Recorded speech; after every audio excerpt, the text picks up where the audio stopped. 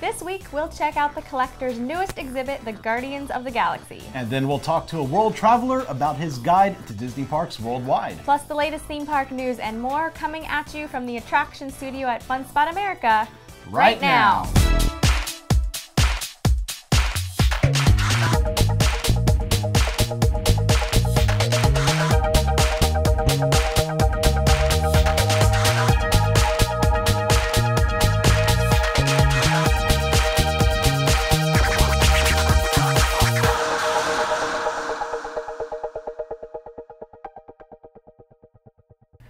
Hello and welcome to this week's episode of the show. I'm Banks. And I'm Elisa. All right, so last week, big openings happening all over the country. Guardians, we'll see that later in the episode. Volcano Bay, we were there last week for the episode, and now Avatar as well. Yes. Now, did you see the photos from the opening crowds? I did. It was crazy. It was. I kind of stayed away from that myself. Yeah. I think Theron was there covering it for us. You can go back on our Twitter and see all the tweets from that. But yeah, definitely. From what I saw in the line, I think just to enter the land was almost to the entrance of the park at one point. But they kept the line for the actual rides, pretty. I don't think it was that crazy because they had some land control going on. Yeah, yeah. And I think on opening day, the longest I think I remember seeing Flight of Passage was maybe 5 or 6 hours, which is still pretty long. But from what I've seen over the past days after opening, they're getting more used to the crowds, so the wait times are going more and more down, which now I've seen the most wait for Flight of Passage is about 2 hours, which seems about normal for a summer crowd. That's not honestly too bad at all, and I want to go back at night. I still haven't seen it at night. So me neither. Cool. Yeah. and my wife and I, we want to probably try and go this week at some point because, gosh, that bioluminescence. So pretty. Such a pretty land. So photogenic, too. That Volcano Bay, there's just so many great places to get some awesome photos in Orlando now. Yes, there is. We'll have to go and do some Instagramming and selfie hashtag the Moss Ball, whatever they're doing in Pandora now. All right, well, we'll get to some news here after this. This week's show is brought to you by MEI Travel, our preferred travel agent. For a free quote with no obligation, visit MEItravel.com. Undercover Tourist is our recommended supplier of discount theme park and attractions tickets. Go to undercovertourist.com.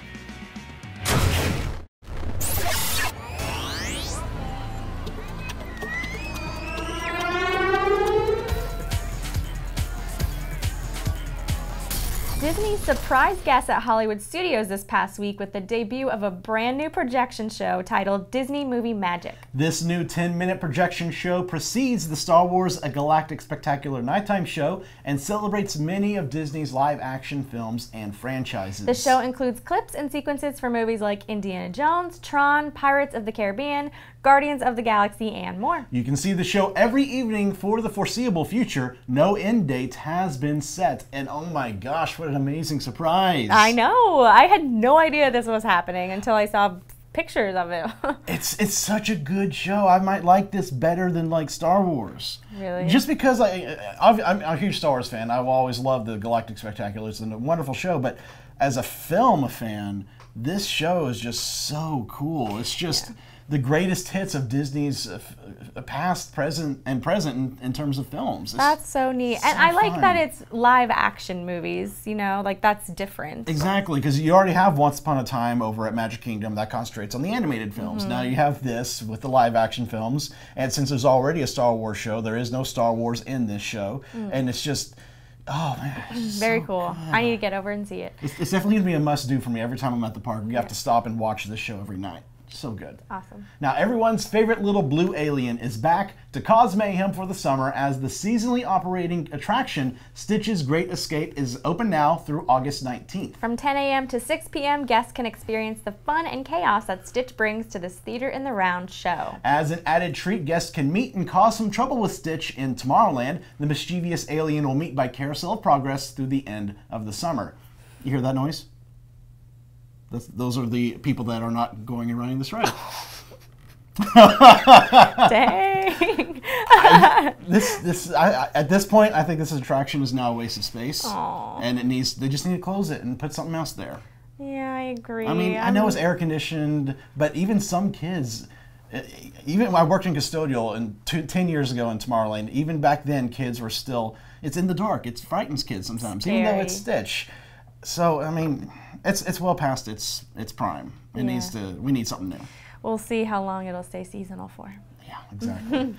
Now, Give Kids the World Village recently opened a brand new fitness center and spa called Twinkle Hope's Rockin' Spa. Named for the My Little Pony character created by Hasbro for Give Kids the World Village, the spa appeals to children of all ages with rock and roll themed decor throughout the facility. Children with life-threatening illnesses and their families can visit Give Kids the World Village and this new facility to get a fun makeover while on their wish trip. Thanks to a $150,000 contribution from Hasbro, the newly renovated spa offers extended hours as well as new services. This contribution also helped to add a fitness center, the G.I. Joe Gym.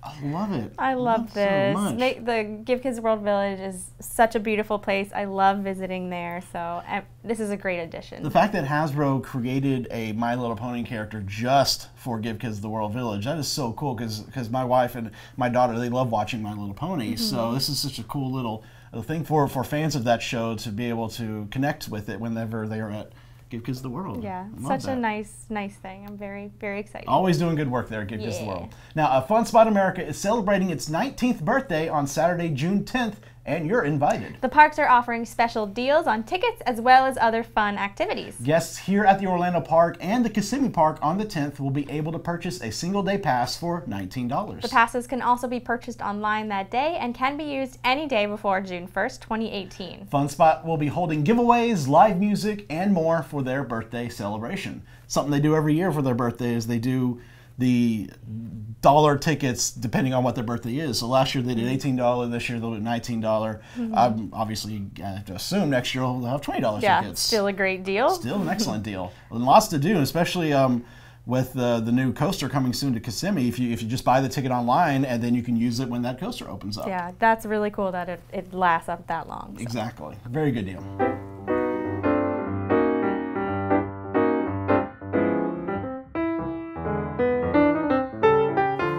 Hi folks, welcome to Hidden Mickey of the Week. At Grand Floridian Resort and Spa, wall maps of the resort are on the first and second floors toward the front of the building. A small sideways classic Mickey is formed by bushes on the map at the upper right of the Sago Key building, located at the left middle of the map. You have to get fairly close to the map to even spot it, but the artist did a good job with this hidden Mickey. Fun Spot's celebrating its 19th birthday on Saturday, June 10th, and boy, do we have a deal for you. Our single-day passes are only $19. That's right, $19. You can buy up to 10 passes to use anytime. Buy them online at fun-spot.com or in person on June 10th from 10 a.m. until noon, Orlando or Kissimmee. $19 single-day passes, June 10th. So come have your best day ever. Have you picked up the newest issue of Attractions Magazine? Our spring 2017 issue features a cover story all about Universal Orlando's newest attraction, Race Through New York starring Jimmy Fallon. Hone your spinjitzu skills while reading about Legoland Florida's new Lego Ninjago ride. See how parks are using virtual reality to give you totally new thrills and experiences. Plus the latest news, rumors, and more packed into every issue. Get your copy and subscribe today at attractionsmagazine.com, in our app, or on the Nook or Kindle. That's really weird. What is it? Well, I was just scrolling through my phone, looking at Instagram, when my phone screen turned to static, and I got some weird video message from a raccoon asking me to come help him save his friends from a crazy guy who's keeping them prisoner. A raccoon? Like Rocket Raccoon from the Guardians of the Galaxy? Oh, yeah. You know what? That was him. Well, you know what? I happen to know exactly where they're being held, but there's a problem. It's in California. Oh, we can't just not do anything. The Guardians are in trouble. Oh, you know what? I know the person to call. Take it away, Patrick. Hey, what's up, you guys? It's Patrick, and I'm here at Disney California Adventure for the Summer of Heroes kickoff event. Now, this includes the Avengers Training Initiative and this little guy behind me, Guardians of the Galaxy Mission Breakout. Now, Tavon is opening his collection for us. We got a special invite, so we're going to head on in, and I mean, what can go wrong?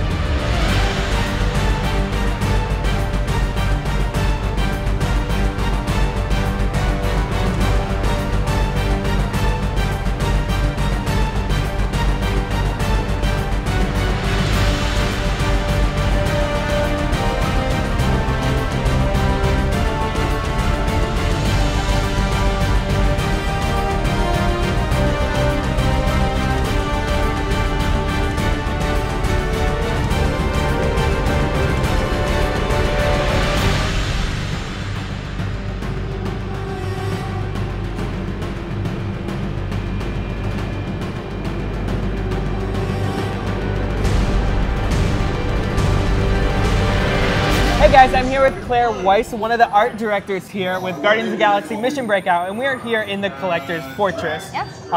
He's got a lot of collections around here. Can you show me some of these? So the Collector has collected things from all over the galaxy. One of my favorites is our good friend Cosmo, the space dog. He's sort of captured here, but he's very cute. You may also notice some fantastic things that you may have recognized from films. Yes. So the Collector's gone out in the cosmos and he's collected all kinds of interesting things, and the keen eye will sort of start seeing some familiar ones. Like behind you, we actually have the Eye of Agamotto. And actually above us, here's one of my favorite things. These are unique to this attraction. So these things that the Collector has brought only here to the Collector's Fortress. And there's a couple of Disneyland Easter eggs up there. I was gonna say, I think I found a little Disney, maybe a little Dreamfinder figment, but who knows? You have to find it for yourselves. Exactly. You also don't have to be fans of the film. You don't have to actually seen any of the Guardians films. This is a fun ride regardless of your level of fandom. Exactly. So we encourage everyone to come down. It's really gonna blow your socks off. I've been on it 6 times already, and I'm gonna go for my 7th. You should do. Good luck. Ouch! That was not part of the plan. What? Of course I escaped. For those of you who have not been paying attention, the name's Rocket, one of the Guardians of the Galaxy, the smart one. Listen up. He's gonna put you on a gantry lift for your tour. I'm gonna sneak on top of your lift and take us all the way to the big old generator control room. My dear friends, It's gonna be this good. is the moment I've been waiting for. Rocket! And start! Woo! Yeah! Show me those hands, people! Woo! Come here! You got clearance, let's roll! Okay, I got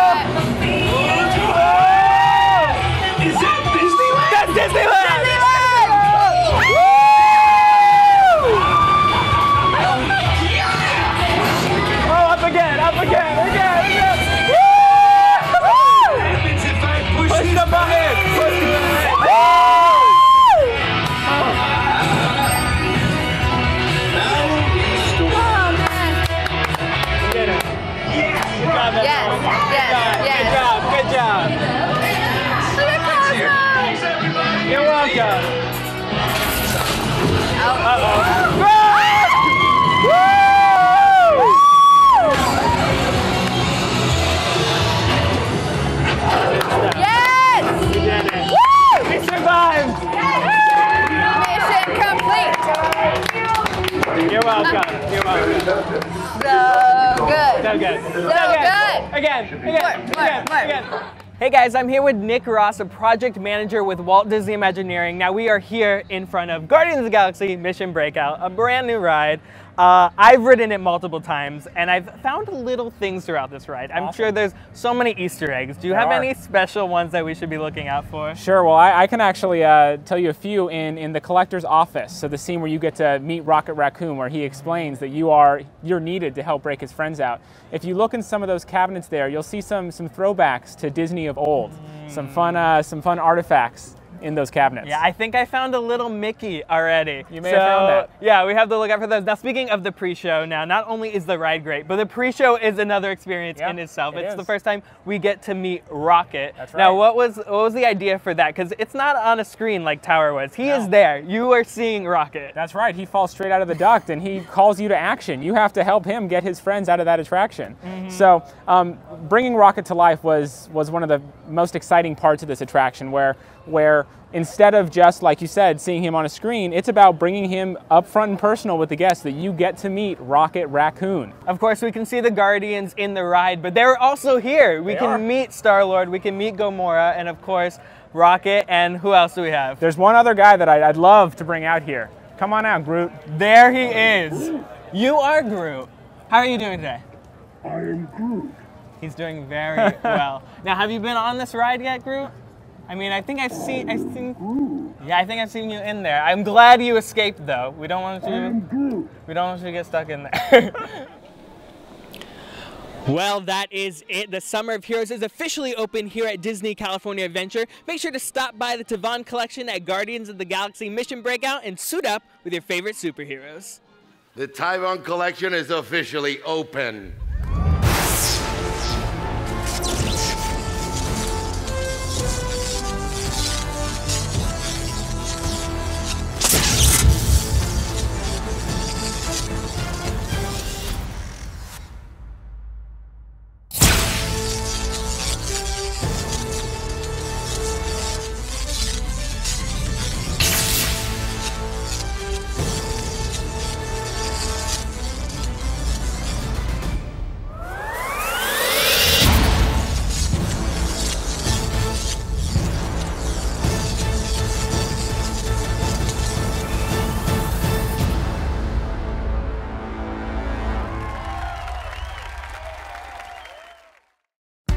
Need help planning your next vacation? Then check out MEI Travel. Our experts can help make vacation magic that is just right for you, your family, and your budget. Whether it's Walt Disney World, Universal Orlando, a cruise, or other destinations, a free quote is waiting for you at MEItravel.com.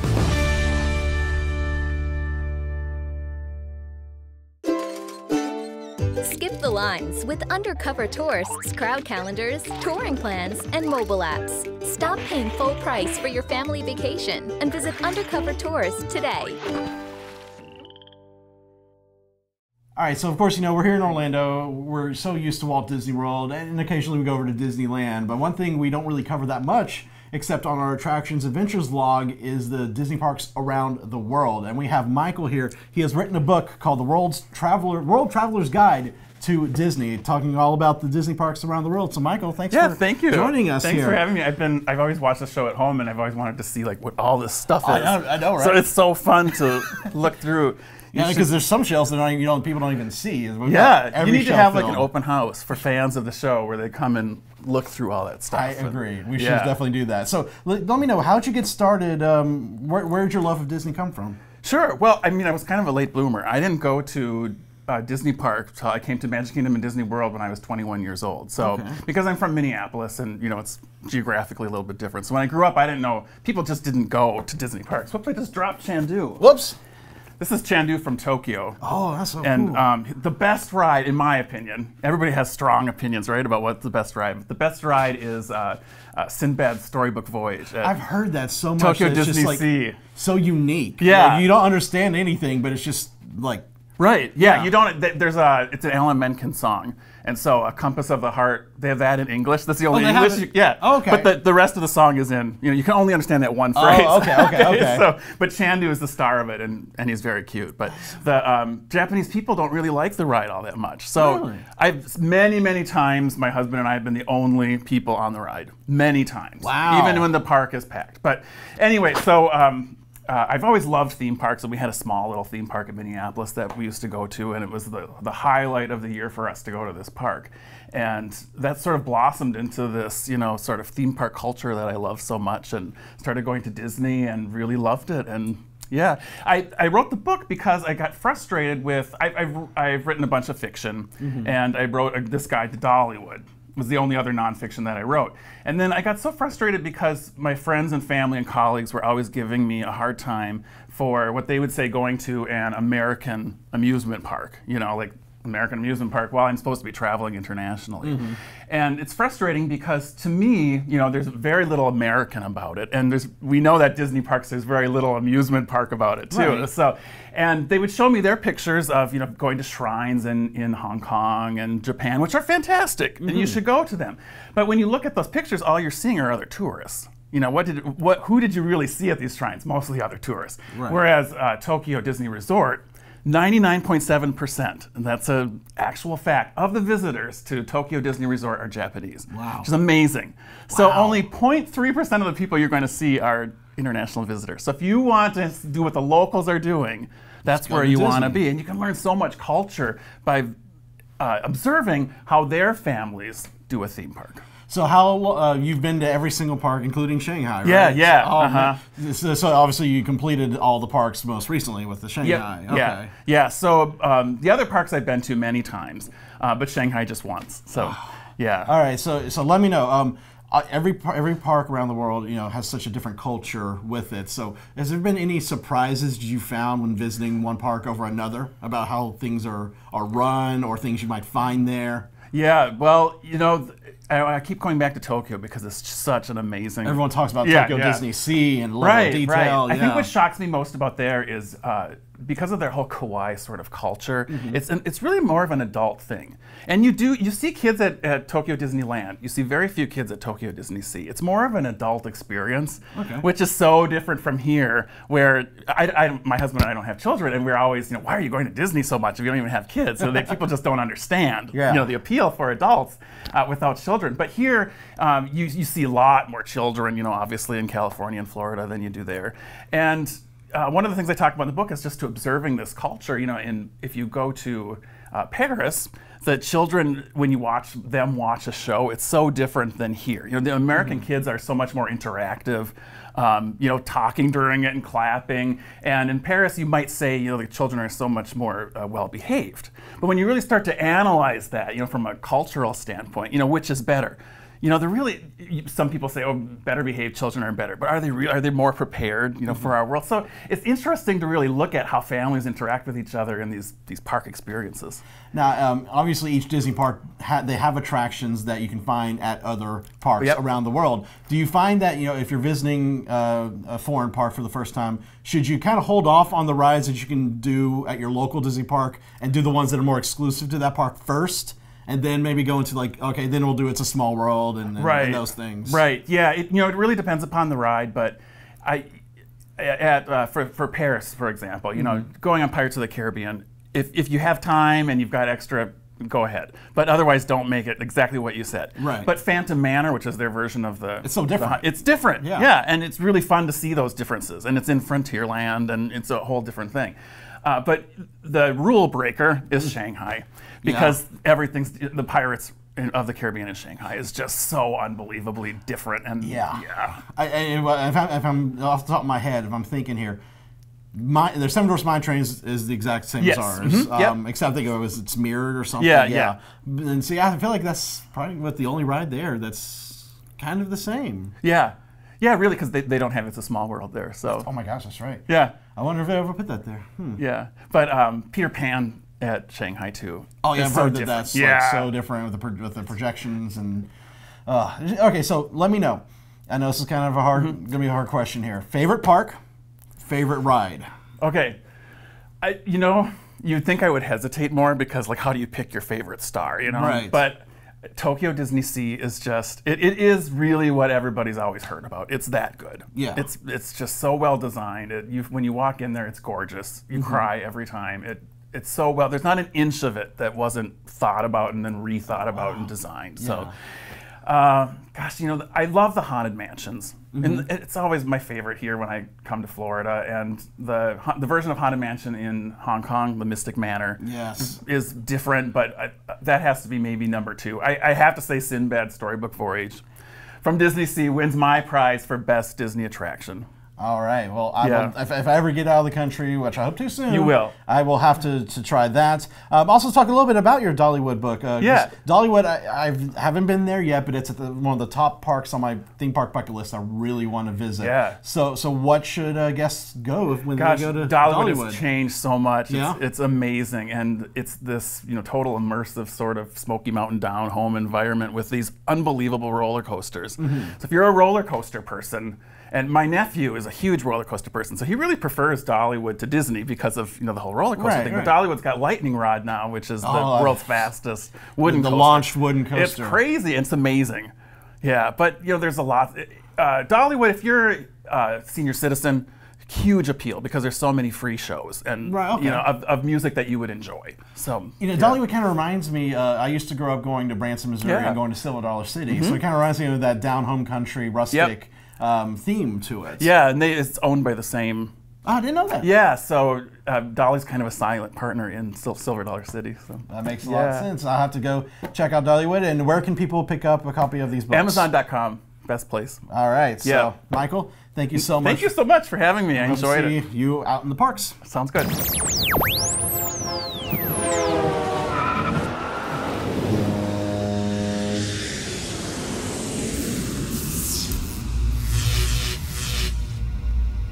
Food can get expensive here in the parks. That's why it's good to know some tips and tricks to save money on your meals.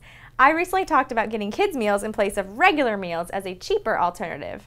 But for those of you who prefer larger portions but without all the sides, why not try asking if there's a price difference for only the main course with no fries or other sides? For example, a hamburger pod meal at Satu'li Canteen in Pandora with the usual slaw and chips costs $11, but just the pods by themselves comes out to about half of that. If you're not a snacker, this can be a great way to maximize your money saved and minimize your hunger. Have you downloaded our free Attractions Magazine app? It features news articles, as well as every issue of our magazine available right in the app. Plus, catch up on all episodes of the show, and even view all of our online videos in one place. Download the app for free in the App Store today. Get ready for one of the biggest parties MuggleNet has ever thrown, because we reserved the Wizarding World of Harry Potter Diagon Alley at Universal Studios Florida just for you. All night long, you'll have unlimited access to the shops and establishments of Diagon Alley, including the Leaky Cauldron, Weasley's Wizard Wheezes, and Ollivander's Wand Shop. Enjoy rides, eat food, and take a journey on the Hogwarts Express. Then get ready for an adventure on the multi-dimensional thrill ride, Harry Potter and the Escape from Gringotts. It's an unforgettable night of magic and excitement, and it's all yours. Where will you be on September 1st? So before we get to the shout-outs, we have some special giveaways this week. Yes, first off, Michael, who you saw in the interview earlier in the episode, was kind enough to give us a copy of his book, The World Traveler's Guide to Disney. So we'll be giving this out along with... We also have some exclusive items from the media preview from Pandora, the World of Avatar. In this little pouch is a make-your-own necklace items in there, some charms and fun stuff. Nice. Also, this exclusive packet, it has field guides, all kinds of information about Pandora, really, really cool stuff, and a bag. Yes. All right. So to enter, to win, head to attractionsmagazine.com/theshow and click on this episode. Then scroll down to the entry form and full rules. The deadline for entries is the end of the day next Monday, June 5th. Good luck. Now on to this week's birthday shout-outs. We want to wish a very happy birthday to Prism Phoenix, Kelsey Ann Brady, Laurel Slater, Dino Rentos, Jeremiah Good, Caitlin Michelli, and our very own makeup artist, Ellen Lennox. Yay, happy as the birthdays and many more to come. Also, quick shout out here. I want to mention Quinn, our reporter, recently graduated high school this past week. So congratulations, Quinn. Congrats. Stay tuned after the credits for a special video. And now we want to thank MEI Travel, our preferred travel agent for cruises, Disney, Universal, and all your other vacation planning needs. For a free quote with no obligation, visit MEItravel.com. And thanks to Undercover Tourist, our recommended supplier of discount tickets to Orlando and California attractions. For more information, visit undercovertourist.com. And thanks to Fun Spot America, Central Florida's only family-owned theme park. They provide safe, clean fun in Orlando and Kissimmee. Visit fun-spot.com for tickets. Be sure to subscribe to us on YouTube. Click the bell below to be notified when we post new ones. Please help support us by subscribing to our magazine through our website, in our app, or on the Nook or Kindle. Visit attractionsmagazine.com to get started. Yes. Now, got some fun stuff coming up here. They just got back from their Mediterranean cruise, but now they are going out to Washington, D.C. for IPW. This is an annual travel trade show type thing. We covered this 2 years ago when it was here in Orlando. You can go to our YouTube channel to see some videos from that. But they're going up to D.C. for some fun stuff up there, so we'll have coverage from that. And also this weekend at Disney Springs, the AMC Thingamavlogs is going to be doing a special sing-along meetup for Beauty and the Beast. That's so fun. You saw our reporter Patrick earlier in the episode. He is part of the Thingamavlogs along with Tiff, Sarah, and Leo. And they'll Leo won't be there, but Tiff, Sarah, and Patrick will be there this weekend. Tickets are still available. Head to the Thingamavlogs Twitter and Facebook page to find links to get there. I'll be there as well. It's gonna be a lot of fun. It's gonna be so weird to say this because it's just now coming out on like digital, but I still have yet to see the live action Beauty and the Beast. So this will be my first time seeing it. Oh yeah, I saw it. It's really good. I'm looking forward to it. I don't know some of the new songs yet, but I'll sing along to some of the classics. There you go. All right. Thank you so much for joining us, and we hope you'll tune in again next week. Until then, visit your local attractions, try something new, stay safe, but most of all, have fun.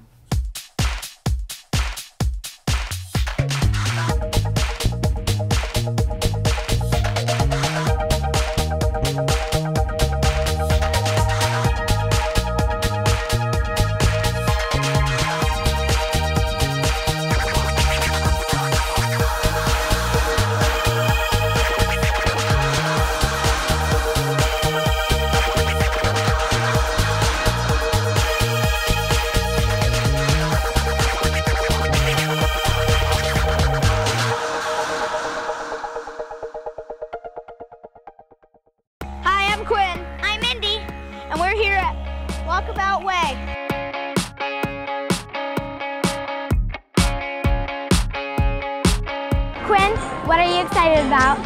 Oh, humbug. Come on, that's not the Christmas spirit. What are you doing? Oh, that's better. Jump! Can you recite your most famous line? My most famous line, I think I know what you're talking about. It goes a little something like, "Hey, Phineas, what you doing?"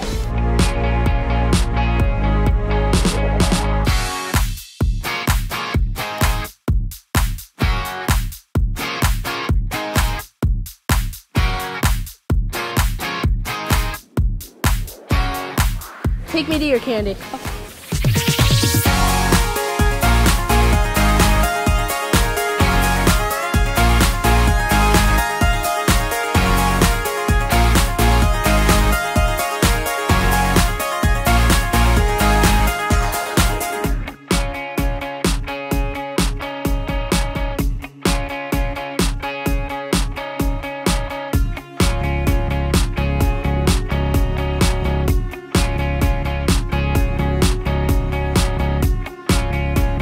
Hi, Quinn. It's really nice to see you here. Thought I'd ask you a few questions. When did you first get into the Kingdom Keepers series? Oh, well, my dad bought me the book when it first came out, but for a few years... And what happened to that book once you got that? It probably sat on the shelf for a couple years, 2, 3. And I'm going to leave this interview right now. Oh.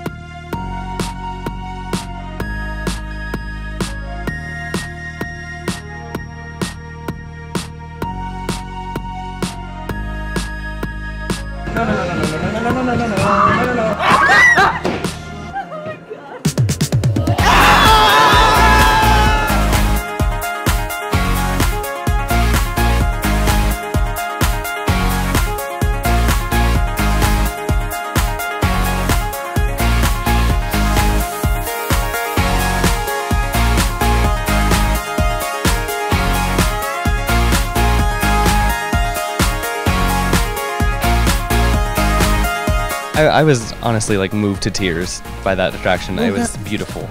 That is the point. And I know I'm not really kidding about this.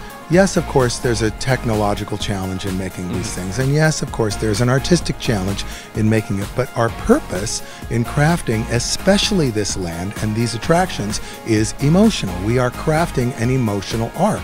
You should have an emotional reaction. That's part of the design. Well, have a nice day, everyone, and Merry Christmas! Christmas! Woo! That was the best Christmas show I've ever seen. So good.